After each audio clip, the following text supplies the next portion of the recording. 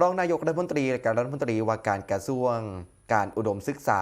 วิทยาศาสตร์วิจัยและนวัตกรรมครับเพื่อได้ลงพื้นที่ไปที่จังหวัดอุดรธานีติดตามนวัตกรรม AI บริหารการจัดการน้ำและก็เปิดโครงการปุ๋ยสั่งตัดและก็หนุนพัฒนาทักษะแรงงานสร้างอาชีพอย่างยั่งยืนครับ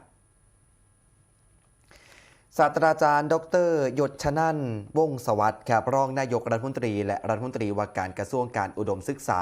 วิทยาศาสตร์วิจัยและนวัตกรรมพร้อมด้วยนายจุลพันธ์อมรวิวัฒน์รัฐมนตรีว่าการกระทรวงแรงงานและนายวัชรพลขาวขำรัฐมนตรีซอยว่าการกระทรวงเกษตรและสหกรณ์ลงพื้นที่ที่จังหวัดอุดรธานีได้ลงพื้นที่เพื่อติดตามการเหตุงานในพื้นที่ร่วม3จุดโดยมีนายราชันสุนหัวครับผู้ว่าราชการจังหวัดอุดรธานีพร้อมโดยหัวหน้าส่วนราชการที่เกี่ยวข้องรวมกันให้การต้อนรับในเทื่อนี้ค่ะซึ่งจุดแรกนะคะเพิ่นกับไปติดตามภารกิจภาพร่วมของการบริหารจัดการน้ำในลุ่มน้ำห้วยหลวงนะคะปัจจุบันอ่างเก็บน้ำห้วยหลวงนะคะมีปริมาณน้ำ 42.801 ล้านบาทลูกบาศก์เมตรนะคะจากปริมาณความจุสูงสุด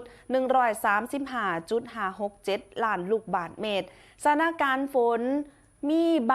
างพื้นที่แต่ยังบ่มีปริมาณน้ำไหลเข้าอ่างเพิ่มเติมและกับปริมาณน้ำส่งเข้าระบบชลประทานอยู่ที่ 0.259 ล้านลูกบาศก์เมตรนะคะต่อมือซึ่งการบริหารจัดการน้ำในห่วงต่อไปต้องดูแลสถานการณ์ฝนต้องเบิ่งแง่งว่าสถานการณ์ฝนสิเป็นจังไดน้ำสิไหลเข้าอ่างเพิ่มเติมบ่ค่ะส่วนจุดที่2นะครับในโครงการปุ๋ยสั่งตัดเพื่อเกษตรกรไทยเป็นการชูนวัตกรรม AI นี่นะครับในการคำนวณสูตรเฉพาะแปลงลดต้นทุนปุ๋ยสูงสุด60%อุดรธานีก็เป็นพื้นที่การเกษตรกรรมในที่มีศักยภาพสูงโดยมีพื้นที่เหตุการณ์เกษตรมากกว่า70%ของพื้นที่ทั้งเบิดการนำโครงการปุ๋ยสั่งตัดมานำร่องในพื้นที่ก็ถือว่าเป็นทางออกสำคัญที่จะซอยบรรเทาปัญหาราคาปุ๋ยที่สูงขึ้นในปัจจุบันและก็เป็นกลไกสำคัญในการเสริมสร้างความเข้มแข็งให้กับสหกรณ์การเกษตรและเกษตรกรในจังหวัดให้สามารถพึ่งพาตัวเจ้าของและก็ยกระดับคุณภาพชีวิตได้อย่างยั่งยืนครับค่ะซึ่งท่านรองนายกยศชนันท์นะคะเพิ่นก็บอกว่ารัฐบาลมีนโยบายเร่งนำวิทยาศาสตร์เทคโนโลยีและนวัตกรรมมาใส่เพื่อเพิ่มรายได้และลดรายจ่ายลดค่าใช้จ่ายของเกษตรกรอย่างเป็นรูปธรรมซึ่งโครงการนี้เป็นการเปลี่ยนรูปแบบการใส่ปุ๋ยจากแบบเหมาจ่ายมาเป็นการใส่ปุ๋ยที่ออกแบบเฉพาะตามสภาพดินและชนิดของพืชในแต่ละพื้นที่ค่ะซึ่งผลการทดสอบในพื้นที่กับพ่อว่าสามารถลดต้นทุนได้40%หอด 60% เลยทีเดียวค่ะแล้วก็ซอยเพิ่มอินทรีย์วัตถุในดินให้กลับมาอุดมสมบูรณ์โดยสิใช้กลไกสหกรณ์การเกษตรเป็นฐานสำคัญในการขับเคลื่อนและขยายผลไปทั่วประเทศซึ่งทางรัฐมนตรีว่าการกระทรวงแรงงานนะคะท่านรัฐมนตรีจุลพันธ์อมรวิวัฒน์เพิ่นก็บอกว่า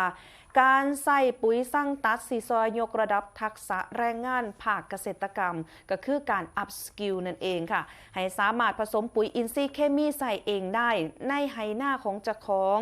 ก็ให้เกิดแรงงานคุณภาพในภาคการผลิตแล้วก็เพิ่มศักยภาพแรงงานให้สอดคล้องกับเทคโนโลยีสมัยใหม่ค่ะขณะที่นายวัชรพลขาวขำครับรัฐมนตรีซอยว่าการกระทรวงเกษตรและสหกรณ์เพิ่นก็ได้บอกว่าปัจจุบันเนี่ยนะครับประเทศไทยยังต้องนำเข้าปุ๋ยจากต่างประเทศในสัดส่วนที่สูงกว่า40%จากปัจจัยด้านภูมิรัฐศาสตร์นะครับการส่งเสริมการใส่ปุ๋ยอินทรีย์เคมีสั่งตัดซึ่งการผสมผสานระหว่างปุ๋ยอินทรีย์และก็ปุ๋ยเคมีตามข่าววิเคราะห์ดินจึงเป็นแนวทางสำคัญในการลดการพึ่งพาปุ๋ยเคมีและก็ซอยฟื้นฟูสภาพดินนะครับจากการใส่สารเคมีต่อเนื่องอย่างยาวนานโดยการเพิ่มอินทรีย์วัตถุคืนสู่ดินอย่างน้อย10%นั่นเองครับ ค่ะไปเบิ่งกันจุดที่3ค่ะที่คณะได้ตรวจเยี่ยมการดำเนินงานด้านการพัฒนากำลังคนเพื่อการขับเคลื่อนประเทศด้วยวิทยาศาสตร์วิจัยและนวัตกรรมหรือว่าววนนั่นเองนะคะเพิ่นก็ไปเบิ่งการอบรมเชิงปฏิบัติการหลักสูตรบัณฑิตพันธุ์ใหม่ซึ่งได้รับทุนสนับสนุนจากกระทรวงอวพร้อมรับฟังการนำเสนอผลลัพธ์ของผู้ผ่านการอบรมรุ่นที่1มีอยู่40คนค่ะที่สามารถนำความรู้ไปต่อยอดสู่การประกอบอาชีพได้จริงนอกจากนี้เพิ่นยังได้เบิ่ง การอบรมและการยกระดับทักษะหลักสูตรเชฟอาหารไทยมืออาชีพซึ่งได้รับงบประมาณสนับสนุนจากสำนักงานปลัดกระทรวงอว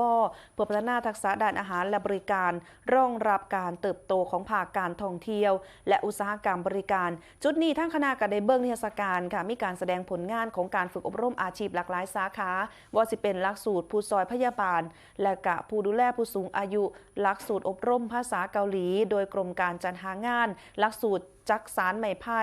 หรือว่าไม้ไผ่พารวยค่ะจากบ้านย่ามกาใหญ่อำเภอเพ่นค่ะรวมถึงหลักสูตรระยะสั้นในการสร้างอาชีพที่ปทุมมาค่ะซึ่งก็เป็นบรรยากาศที่เพิ่นได้ลงไปก็ถือว่าเป็นการยก3กระทรวงเลยค่ะลงพื้นที่จังหวัดอุดรนะคะไปเบิ่งการพัฒนายกระดับเรื่องของอาชีพและก็เรื่องของนวัตกรรมค่ะ